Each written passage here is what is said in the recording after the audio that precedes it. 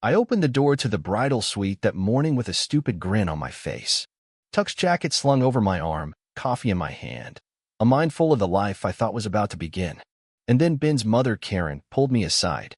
She gripped my arm harder than she needed to, leaned in close enough for me to smell the gardenias pinned to her jacket, and said, real quiet, "You deserve to know who he was with last night." For a second, I just stood there, thinking maybe I heard her wrong, thinking maybe it was nerves, or grief, or too many glasses of wine at the rehearsal dinner. But she was staring dead into my soul, and the look in her eyes, God, I'll never forget it. Not pity, not anger, regret. The kind of regret that sticks to you for the rest of your life. My name's Evan, by the way, 34 years old. The kind of guy who believed in second chances and forgiveness and starting over clean. And Ben, my fiancé, was supposed to be the last first. We met in the most embarrassingly cliché way possible. I was helping my sister move apartments. Ben was her neighbor, struggling to get a massive sofa through an even smaller doorway. We laughed, we cursed, we figured it out together. And by the end of that afternoon, I was asking him if he wanted to grab a beer. He said yes. 6 months later, he said, "I love you" first. A year after that, he asked me to marry him on the boardwalk where we'd had our first real date. It wasn't flashy. It wasn't choreographed for Instagram. It was just right. The kind of right you don't question because it fits too easily into the cracks you didn't even know were there. Ben had this way about him, this boyish grin, this easy laugh, like life couldn't ever get too heavy around him. Like even the worst storms couldn't get under his skin. And maybe that's why I missed it. Missed the way his restlessness would slip out when he thought nobody was watching. Missed the way he sometimes chased distractions just to prove to himself he could still be wanted by someone new. I didn't see it. Or maybe I didn't want to. The morning of our wedding, I woke up early. Nerves, excitement. I couldn't tell the difference. All I knew was that I was about to walk down an aisle lined with friends and family and say yes to the only person who had ever made me feel like I was exactly where I was supposed to be. We were getting married in this old garden estate just outside the city. White gazebo, ivy crawling up the stone arches, little fairy lights strung through the trees. It was perfect. Almost too perfect. And maybe deep down, I should have known that real life doesn't always let you keep something that perfect. I found Ben's mom, Karen, waiting just outside the bridal suite. I thought she was there to help with the last-minute buttoning of suits or pinning of boutonnieres. She wasn't. When she said those words, "You deserve to know who he was with last night," the floor shifted under my feet. "What are you talking about?" I asked, trying to keep my voice steady. Karen's hand tightened on my arm. "Come with me," she said. I followed her down the hall, past the florist setting up arrangements, past the waitstaff laughing over trays of champagne flutes. We ducked into a little side room, empty except for a few folding chairs and a table covered in linens. Karen closed the door behind us, took a deep breath, and pulled a folded piece of paper out of her purse. "I wasn't going to say anything," she said. I thought maybe it didn't matter. Maybe it was just cold feet, stupid mistakes. She pressed the paper into my hand. "I found it in his jacket pocket this morning.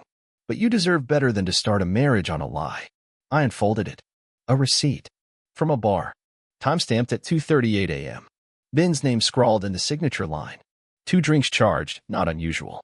But then, scribbled in the margins by the bartender. Left with blonde guy in red jacket. It could have been anyone. Could have been nothing. But my gut knew. Because Ben had a type. And I knew the way he looked at people when he thought no one important was watching. Karen sat down heavily in one of the folding chairs. "I'm not telling you what to do," she said. Maybe it meant nothing. Maybe he panicked. But you should know.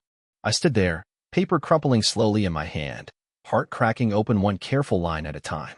I thought about the vows we'd written, the promises about loyalty and honesty in choosing each other every day. I thought about how many nights I stayed up worrying about the seating chart, the menu, the little place cards with everyone's names printed in gold foil. And here, in the middle of all that planning, all that hoping, was this.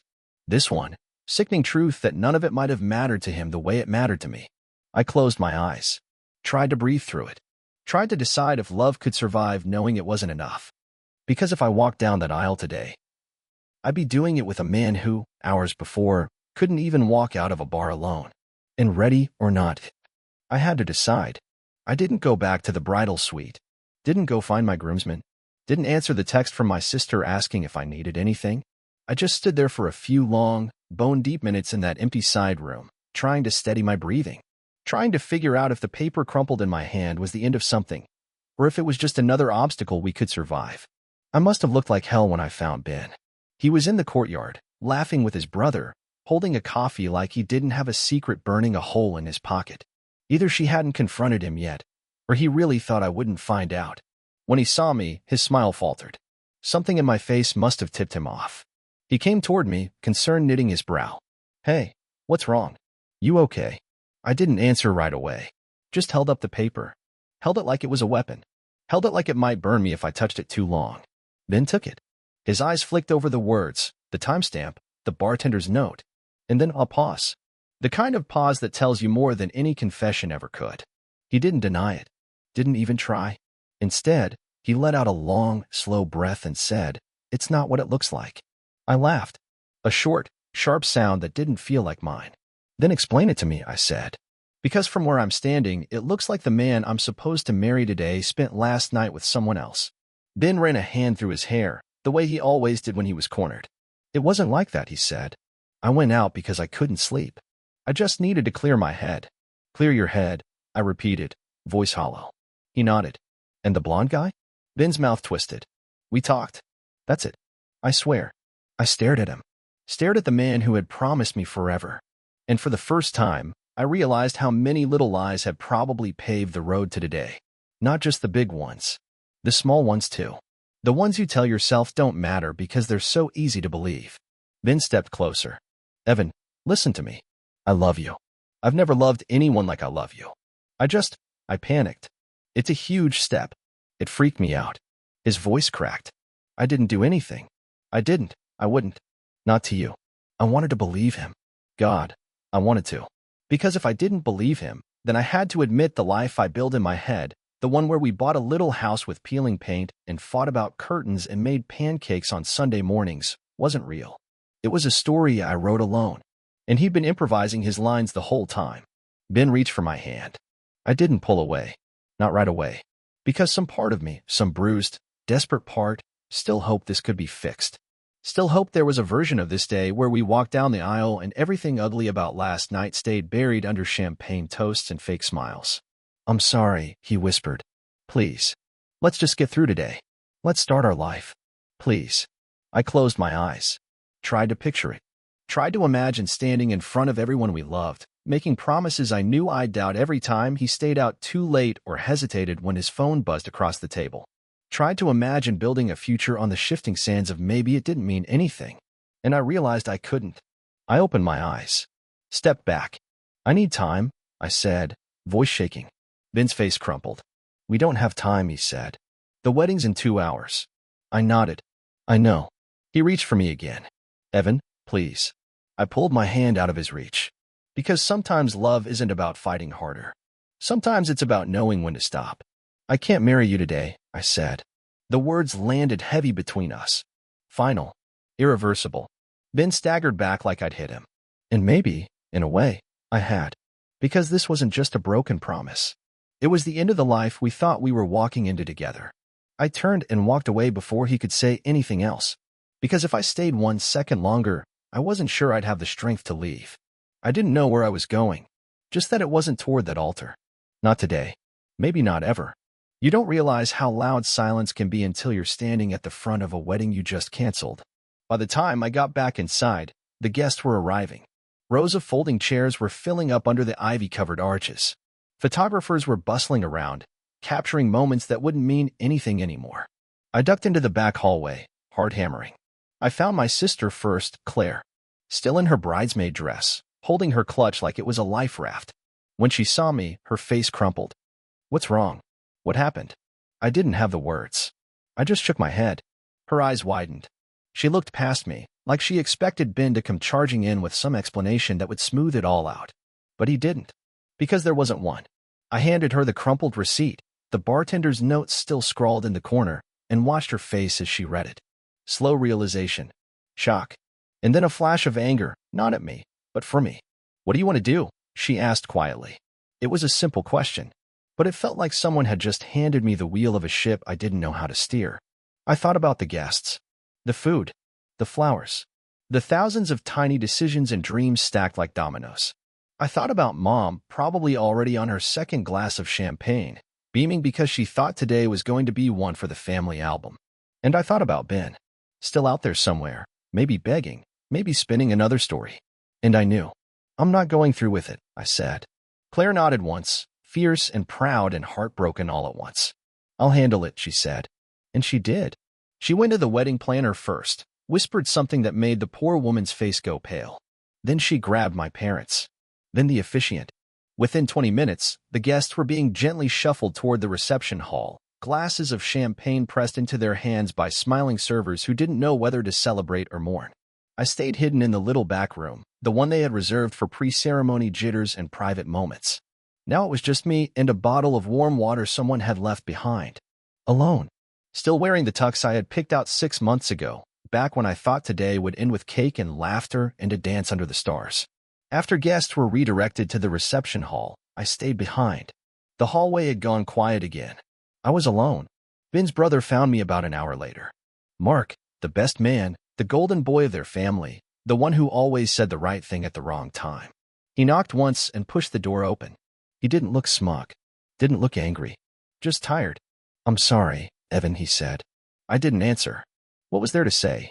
He shifted awkwardly, running a hand through his hair. He's an idiot. You didn't deserve this. I nodded. Because yeah, I didn't. But knowing that didn't make it hurt less. Mark hesitated. Then, quietly, he said, you made the right call. And that almost broke me. Because it's one thing to know you did the right thing. It's another to hear it from someone who could have easily turned their back on you. After he left, I finally worked up the nerve to step outside. The guests were milling around the garden, plates of food in their hands, laughing awkwardly, trying to salvage the afternoon. My parents were at a corner table with Claire, looking at me with that careful mixture of worry and pride that only parents can manage. I nodded to them, let them know I was okay. Or at least, as okay as a person could be when their life had just cracked open like an egg on the sidewalk. Karen, Ben's mom, found me too. She hugged me without a word. Tight. Fierce. I'm sorry, she whispered against my shoulder. I believed her. She loved him, but she loved the truth more. And somehow, that meant everything. Later, Claire pulled me aside. We can leave whenever you want, she said. We don't have to stay here. I looked around. At the tables. At the twinkling lights. At the carefully crafted fairy tale that wasn't mine anymore. And I realized something. I didn't have to run from it. Not today. Because surviving heartbreak isn't about pretending it didn't happen. It's about standing in the middle of the wreckage and refusing to let it define you. So I stayed. I ate the damn cake. I danced with Claire to a song that wasn't meant for the first dance but worked just fine anyway.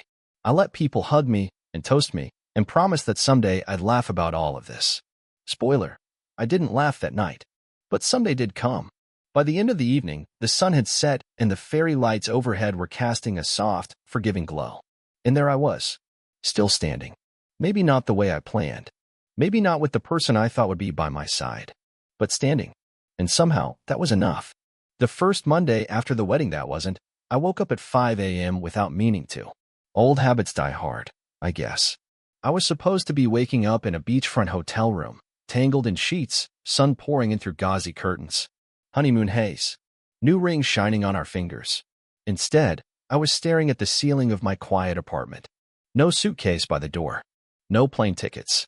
No whispered promises about forever. Just me. Still here. Still breathing. I got up. Made coffee. Stared out the window like it might tell me what to do next. It didn't. The text started rolling in by 8. Friends. Family. Coworkers. All variations of thinking of you. All well-meaning. All exhausting. I answered the first few. Then put my phone on silent and shoved it into a drawer. I couldn't be the guy who got left at the altar today. Couldn't be the cautionary tale or the awkward story people whispered about at parties. Not today. Maybe not ever.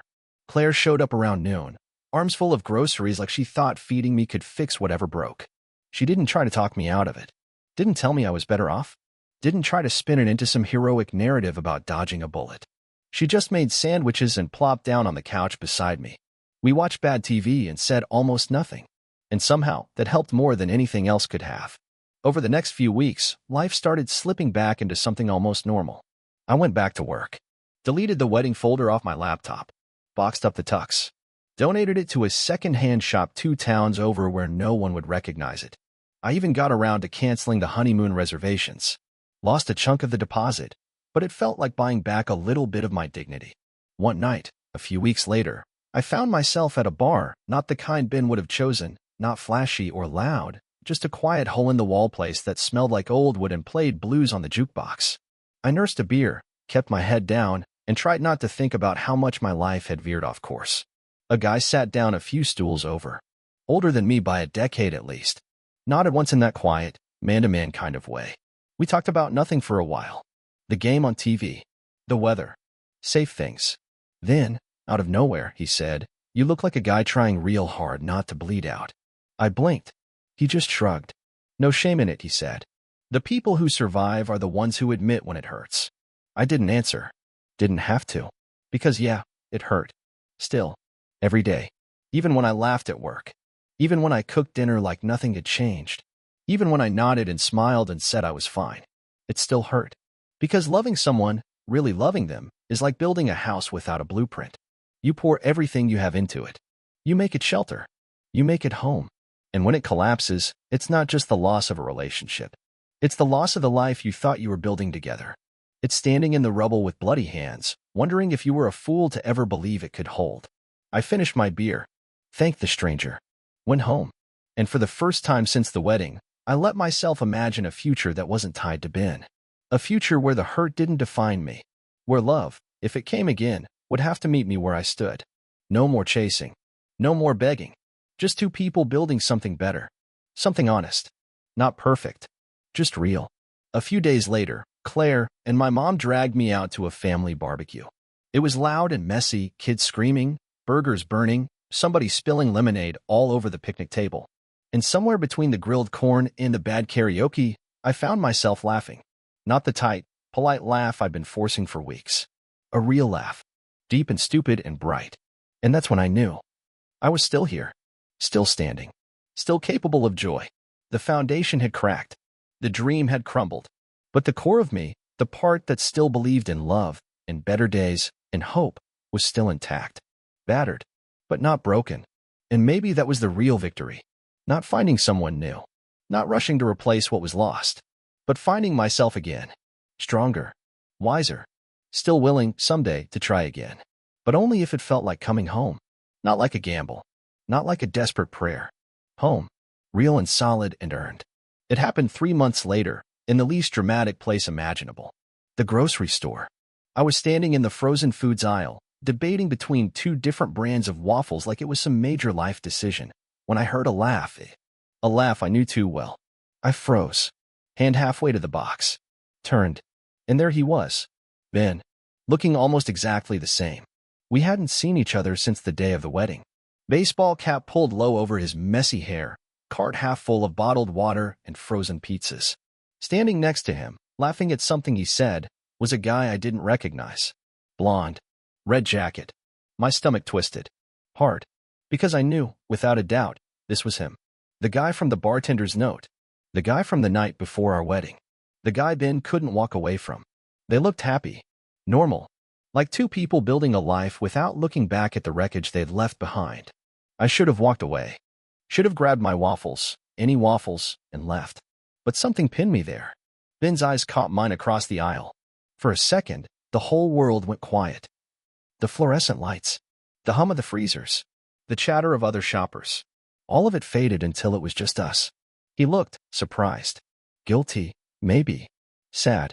He said something to the blonde guy, who nodded and pushed the cart a few steps away, before Ben started toward me. I wanted to run. Wanted to disappear into the detergent aisle and pretend I never saw any of it. But I didn't. I stood my ground. Ben stopped a few feet away. Neither of us spoke right away. Finally, he shoved his hands into his pockets and said, "Hi." "Hi," I said back. It was stupid. Pointless. But it was all I had. Ben rubbed the back of his neck, a nervous habit I knew too well. "I didn't expect to see you here," he said. Same. More silence. I hated how easy it was to fall back into old patterns. Me, waiting for him to explain. Him, looking for a way to make it hurt less. But not this time. This time, I wasn't carrying the guilt. This time, the weight wasn't mine. He nodded toward the blonde guy, now pretending to study a shelf full of canned soups. That's Adam, Ben said. I didn't ask. Didn't need to. He hesitated. I'm sorry, Evan. His voice was low, sincere. I know it doesn't fix anything, but I'm sorry. I looked at him, at the man I almost married, at the life we almost built, and for the first time, I realized something. I didn't hate him. Not really. I hated what he did, hated how easily he threw away what we had. But him? He was just a person. Flawed. Messy. Human. Same as me. I nodded. Yeah, I said. Me too. He blinked. I think he expected anger. Expected me to curse him out in the middle of the freezer section. But anger was too heavy to carry this long. Forgiveness. Forgiveness was lighter. And I needed light. I stepped back. I hope you're happy, I said. And I meant it. Because carrying someone else's mistakes, dragging their sins behind you like chains, it only poisons you. It never punishes them. Ben smiled. Sad and small and a little grateful. Take care, Evan, he said. You too. And then I turned. Walked away. Left the frozen aisle. Left him. Left the version of myself that thought love had to mean suffering. When I got to the checkout line, Claire texted me. Movie night tonight? I'll bring junk food. I smiled. Typed back. Yeah, I'll bring the bad decisions. And for the first time in a long time, I meant it in the best possible way. Bad decisions that meant staying up too late, laughing too hard, letting life be messy and wonderful and mine. I paid for my waffles, stepped into the sunlight, and realized I wasn't broken. I wasn't unworthy. I wasn't some sad story about a wedding that never happened. I was free, not because Ben set me free, but because I chose it, because I earned it, because sometimes the bravest thing you can do isn't fighting to hold on. It's knowing when to let go. Healing doesn't come in grand, sweeping moments. It comes in small ones, quiet ones, like finally sleeping through the night without waking up wondering what you could have done differently, like laughing without flinching, like realizing you don't check your phone anymore for texts that won't come. It took time, more than I like to admit, but little by little, I built a life again, different from the one I planned. Less polished, less picture perfect, but real in ways the old life never was. I traveled a little, took weekend trips to places I never had time for before, stayed up too late playing cards with friends, started cooking badly at first, burning more dinners than I saved. And somewhere along the way, the future stopped looking like a question mark. It started looking like possibility. One night, maybe a year after the wedding that wasn't, Claire and I were sitting on my balcony, passing a bottle of wine back and forth, watching the city lights blink to life. She leaned her head against my shoulder, the way she used to when we were kids and the world got too big. You ever think about him? She asked. I didn't have to ask who she meant. I thought about it. Sipped the wine. Not much anymore, I said honestly. Because the truth was, Ben wasn't the villain of my story. He was just a chapter. One that taught me about trust, about self-respect, about the kind of love I would demand next time, if there was a next time. Claire smiled. Good, she said. You deserve better. I nodded, and I believed it. For the first time, I really believed it. Not because someone told me, not because someone else chose me, but because I chose myself. A few months later, at a bookstore downtown, I met someone new. Nothing earth-shattering. No lightning bolt. Just two people reaching for the same dog-eared novel and laughing over it. His name was Caleb. Kind eyes. Quiet voice. A little awkward at first, like he wasn't sure he was allowed to hope for good things anymore. I understood that feeling. We got coffee. Talked about books and favorite songs and all the ways life had tried to break us and failed. It was easy. Honest. No grand declarations. No promises too big to keep. Just small, steady steps. Getting to know someone not as a lifeline or a rescue, but as a choice. A slow building of trust. A different kind of forever. And I realized something. Forever doesn't always look like wedding cakes and tuxedos and scripted vows. Sometimes it looks like two people sitting on a couch, sharing takeout containers and trading terrible jokes. Sometimes it sounds like quiet good mornings and shared silence without fear. Sometimes it feels like coming home to yourself first, so you can meet someone else without needing them to fill the holes you were always meant to heal on your own. Ben gave me the worst day of my life, but he also gave me a gift. He taught me that love isn't about grand gestures or perfect timing. It's about choosing each other again and again, even when it's messy, even when it's hard, even when it's terrifying. And more importantly, It's about choosing yourself first, choosing to believe you are enough, just as you are, choosing to know that walking away isn't failure. Sometimes, it's the bravest thing you'll ever do. And standing there with Caleb, a year and a lifetime later, laughing over burned toast and mismatched socks, I realized. This is what love is supposed to feel like. Not desperate, not conditional, not fragile, just steady, just real, just home.